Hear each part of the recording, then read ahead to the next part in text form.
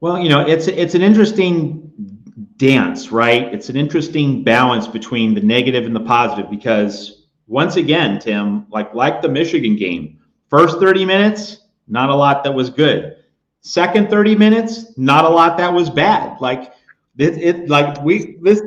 We're seeing how this thing is supposed to work in second halves, and we're seeing this team struggle in first half. So if second half USC can migrate to the first half, we have something. We're going to cook. But it's just a matter of playing a 60-minute game instead of a 30-minute game. Angel, if you're out there, if you could please stop calling in because you're interrupting the broadcast when you do that. Thank you. Yeah, sorry, Matt, I missed all of that because Angel keeps trying to call in. Yeah, so just talking about the first half USC versus second half USC, like this, that's been a parallel between these last two games against Michigan and Wisconsin. And if USC can go from being a 30-minute team to a 60-minute team, you really have something. Like USC is an elite team if the second half iteration of the Trojans can show up in the first half and you get 60 minutes of that. If you get if you get second half USC and you can double it, that's an elite team. But first half USC is going to struggle to finish in the top 6 or 7 of the Big Ten. So it's really about just putting it all together for 60. Right. Well, and Matt Stark brings up a good point. You're talking, if we are going to look at the offensive line, you have 2 redshirt freshmen on that line that are having a little bit of trouble. But yeah, I think the line overall, I mean, granted, the big difference here is we weren't facing Grant, running right up the middle on us and just tearing up the pocket, and Josiah Stewart coming from the outside. I think that this offensive line clearly, like you said, is going to need some time to gel together. But really, USC takes care of the ball in the first half. They never fall behind. They would have had this game in hand from very early on. So that they have to continue to improve, like we've been discussing. Any other players you'd like to spotlight, Tim, from this game? You talked about Jacoby Lane, talked about Deuce Robinson. Well, a little bit got to talk about Miller. Yeah, I mean those 3 really jumped out. Just the defensive line in general. I mean, we knew they were going to try to run the ball heavy. Again, teams are going to try to run the ball at SC. I mean, they limited them on third downs. They got that another huge fourth and short stop. I mean, they're doing that every game. It's almost like you almost rely on it now, where it's fourth and short, and the team, they're trying to get back into the game. USC comes to that big stop and shuts the door on them. That was wonderful. In terms of the defensive line, I mean, I don't know what our fans are saying in the chat. They're getting a lot of comments on the Georgia-Alabama game, apparently not so focused on this game here. But my impression, Tim, Wisconsin in the past has had some really nasty offensive lines, sent a number of guys to the NFL. Talking to Badgers Wire and our other Wisconsin people this week, they didn't seem really confident about their offensive line. And so, USC's defensive line really seemed to come on late third, early fourth quarter. But for long portions of this game, Braden Locke had a pretty comfortable pocket to step up into. I'm looking at this pass rush and saying, this game did not reveal overall, over the full 60, an especially high standard. I think the last 20 minutes of the game, yes, pass rush was much closer to where it should be. But for a lot of this game, pass rush really wasn't making the grade. Your assessment. It's kind of difficult from where I am. I mean, when I'm in the end zone, I can see the line play pretty good. But most of the time, I'm about the 20-yard line looking at field level, so I can't really see the actual line play. But now it appeared to me, again, on a number of plays that we did have. You're saying that they didn't pressure Locke at all? Is that what you're saying? Not consistently in the first 2.5 quarters, I'd say. Right, but throughout the game, it seemed like they were getting a pretty good pass rush on Locke. He didn't feel comfortable there. They had a couple of drops, but overall, I thought that, again, from where I was standing, it did seem like they were getting pressure to him. He didn't have all day to sit in the pocket. I don't know. again, maybe I'm have to watch the game and see, but from where I was standing on the sideline looking through a 200 millimeter lens, which is like this, you guys, I don't get Yeah. that wide angle view. Yeah. It appeared like there was a pass rush. So yeah, I'm looking forward to watching the TV copy and seeing how the line played. All right, you're there at the stadium, so let's get some other observations from you, just in terms of sights and sounds, mood of the crowd, the vibe. Like, when things were going great, when things were going poorly, what kind of a crowd was this? How many Wisconsin fans were in the park? Other just observations you collected just from being around there today at the Coliseum. Yeah, there was we knew there would be. I mean, we know there's a significant Wisconsin, transplant group here in Southern California, and a lot of them came out. They traveled well to this game, just like USC did to Michigan. It's really great. I think it's in this inaugural year, you're going to see a lot of travel from the teams, just kind of feeling their fan bases out. But yeah, early on in the first half, the matter of fact, I loved it in the first quarter. They're giving us the overrated when they went up and they scored their second touchdown. They were telling USC they're overrated. That's a lesson to all you fans out there. The game's 4 quarters long. Don't start celebrating in the second quarter. You will end up sounding probably pretty foolish. Towards the end of the second half, again, I can't ever stand it when fan bases boo their own team. But they were booing. I guess they're assuming they're booing Lincoln Riley's idea just to be a little bit conservative with not much time left on the clock at the end of the first half. He decided just to run the clock out. So you had the boo birds in the west end of the Coliseum kind of getting a little bit loud. But USC, the crowd also got pretty loud. So, I mean, on third down, on those crucial third downs and fourth down, the old gray lady can get loud when she wants. I'm really expecting a pretty crazy and raucous crowd for that Penn State game. Were you standing next to other USC beat writers, reporters, like anything overheard, chatter that or offhand observations? Like, are you trading observations with other USC reporters during games? And do you hear some interesting little tidbits, some gossipy items, or just things that help you get a fuller picture of the game? Yes, and for many reasons I can't repeat them here. But yeah. We literally bump into each other on the sidelines because you're kind of go up the sidelines to get your shots. But yeah, talked to a couple of guys. The first half was more like just looks, that look, kind of same looks we're giving each other in Michigan. It's like, oh, geez, what's going on? But yeah, no, it was overall. There's no time, Matt. When you're down there shooting, it's like you don't really have time to sit and have conversations. Well, let me ask you this. I think this is a question you could probably answer without getting into any kind of trouble or revealing any confidential sources or whatever. When you overhear things from other people who follow this team, do you think that everyone's of the same mindset and along the same wavelength, or do you hear a mixture of very different opinions and angles that these various people are coming from who cover USC football? Do you think it's one way, or do you think it's a melting pot of different, wildly different opinions? I'm sorry, you're breaking up. I'm having a hard time with my audio right now. When you talk to other people who follow and cover this team, are they all pretty much of the same mindset, or is it a wild, different assortment of opinions all over the map? You're kind of breaking up for me. I'm sorry. Let me see if I can reset this really quick. All right. Well, while Tim's resetting, so we talked about the offensive line. Defensive line, as I've been talking with Tim, really seemed to pick up some steam late in the third quarter, early in the fourth. Obviously, USC getting a lead helped with that. Wisconsin had to be a little bit more mindful of throwing the ball, had to focus on trying to drive the ball down the field, and push the ball down the field in the passing game. So defensive line was able to, I think, get a little bit more momentum, was not on its heels as much.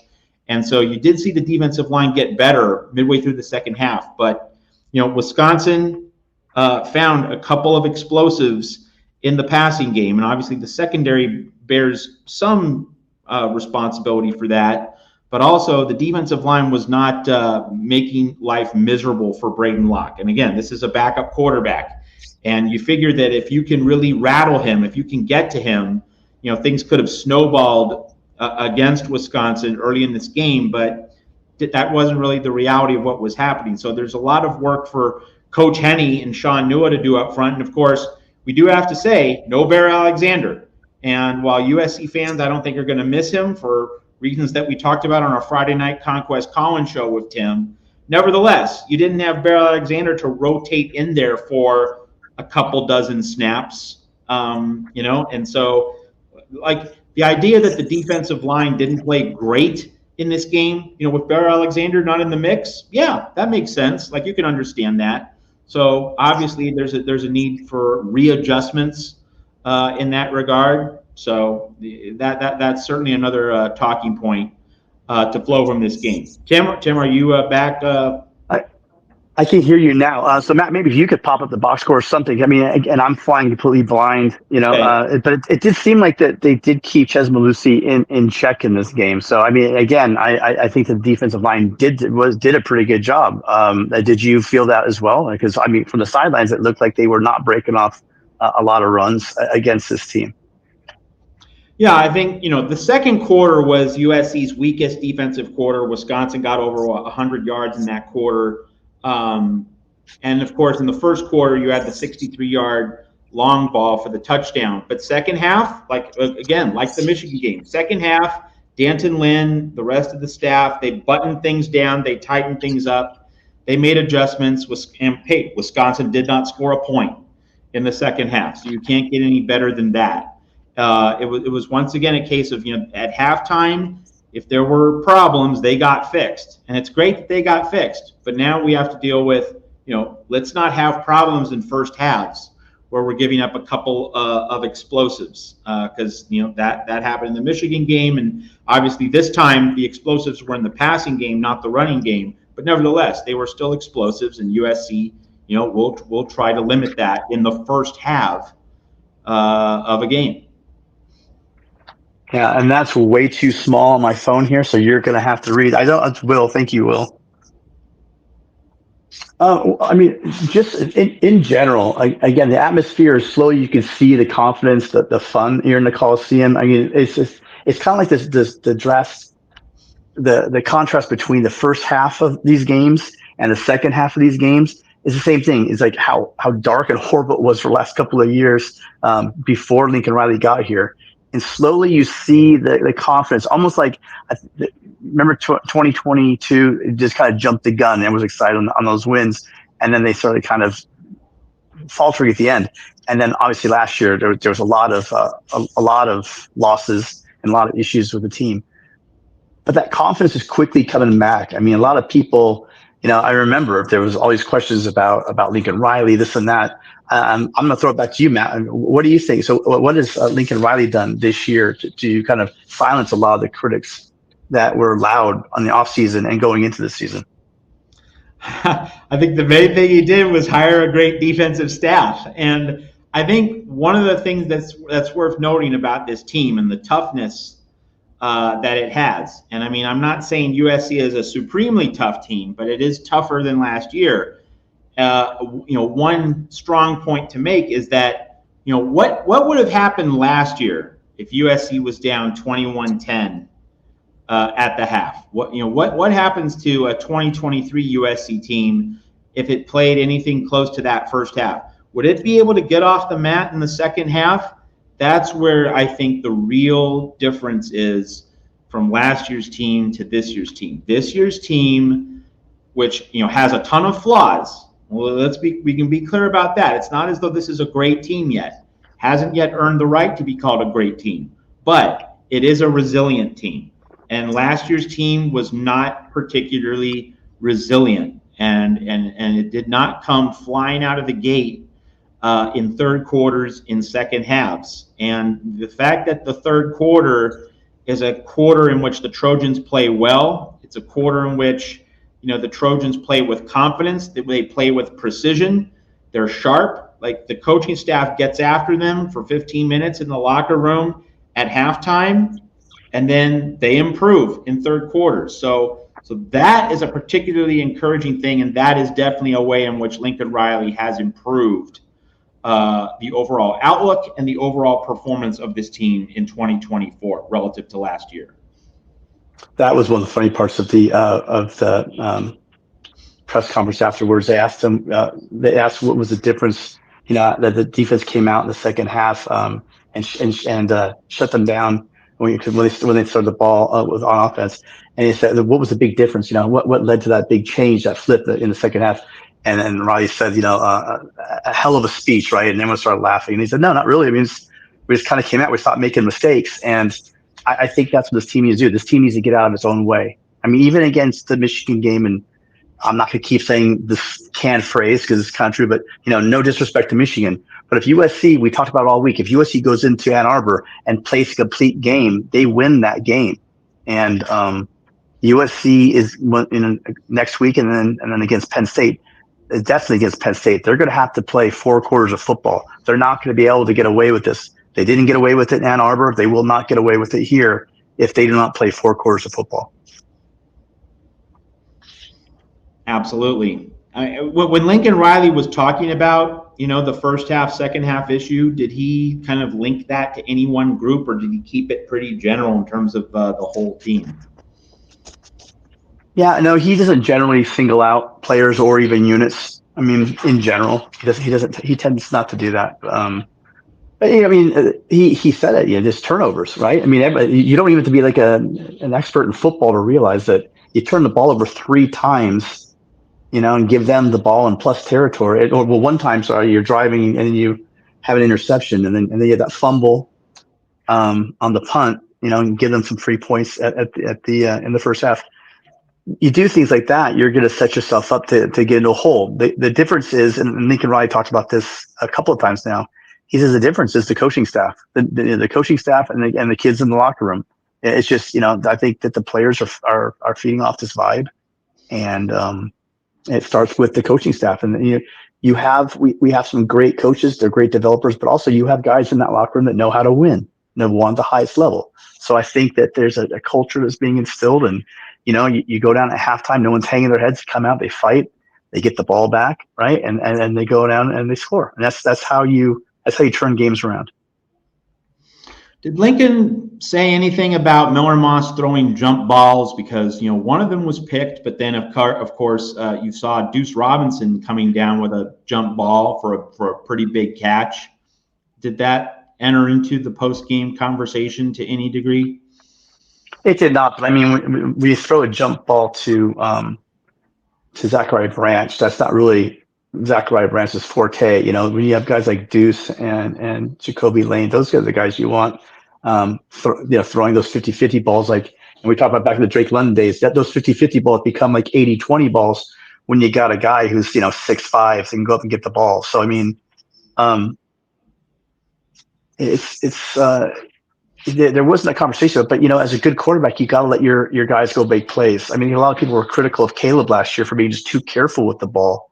I think that Miller has shown that he trusts his receivers to go up and make plays.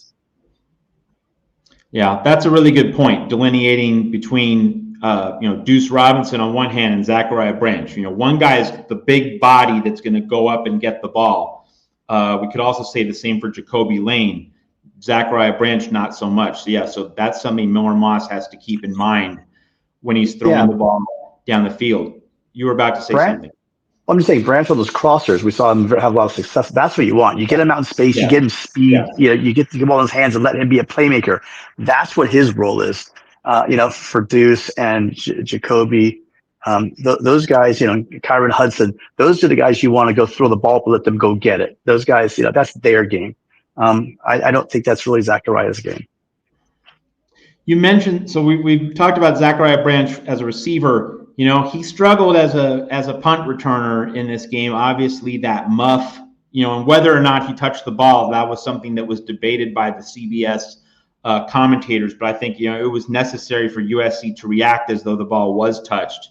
Regardless of whether it was, like USC needed to try to fall on the fumble, had a chance to do so, but couldn't do it. But the larger thing is Zachariah Branch not comfortable right now as a kick returner. Whether or not Lincoln addressed that post game, just what are your thoughts about Zachariah Branch as a kick returner right now? It was addressed in the last game that there was some hesitancy. If anyone watched the post game with Lincoln Riley, he said there were a couple he felt that he could have been more aggressive with. There were some weird, and that one punt just rolled forever. I mean, he just kicked away from him. That was a great punt. I mean, what are you gonna do with that? And then there's the trouble on that one punt. I missed that whole play, to be honest with you. I was moving to the other side to start filming. So I got to see what happened there on that punt. But yeah, there's some weird gaffes in the punting game. You got a guy who's an All-American last year, so I think that this is an anomaly. He's going to iron it out and figure out what's going on with Zachariah. Yeah, so just, I think the takeaway from this game was just that USC's got to start out faster. That was one of the when I did my five keys of the game for Michigan, that was actually the bonus I threw in there, that USC needs to get out in front of Michigan, make them change their offense. And I think USC has the ability to do that. Some of these offenses they're going to play, we're going to try to run the ball down their throat, where you can dictate the game if you can get out early to like a 20-point lead or a 17-point lead. But USC's just not doing that. They're letting teams hang around and self-inflicted wounds with turnovers and explosive plays. Once they get that figured out, they could use their quick offense to their advantage. And I hope they figure it out sooner than later, because again, some of these teams are going to play down the stretch here. They won't have that opportunity. They're not going to want to get behind to Penn State, because that Penn State defense, just like we saw against Michigan, is a stingy defense. And if you're trying to play uphill, that might be a recipe for disaster even at home.